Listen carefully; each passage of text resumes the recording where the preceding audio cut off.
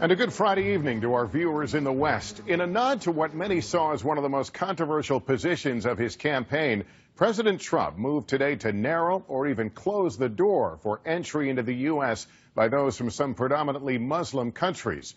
The president late today signing an order for what he calls extreme vetting, tighter screening for would-be immigrants intended to prevent foreign terrorists from entering the U.S. The order stops short of the temporary Muslim ban he first floated on the campaign trail, but is close enough to strike a deep nerve tonight among some immigration activists. NBC's White House correspondent Kristen Welker has late details.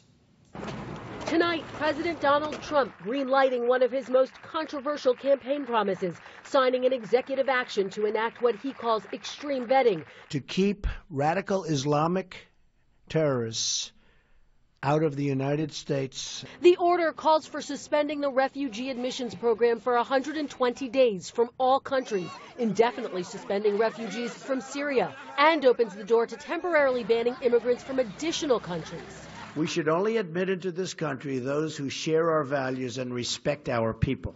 Tonight, civil rights groups and Muslim communities worry Mr. Trump is targeting predominantly Muslim nations.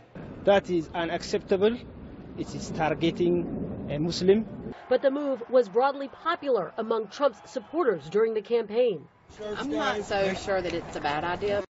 I know that it's a great idea either. Trump initially proposed the inflammatory policy on the campaign trail last December.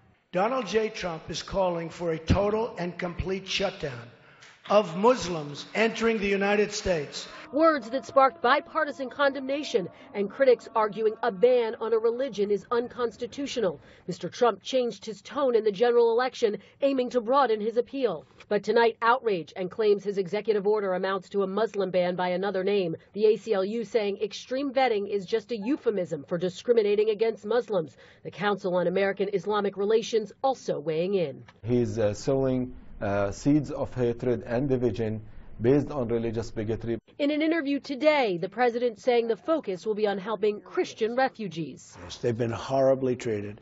Do you know, if you were a Christian in Syria, it was impossible, at least very tough to get into the United States.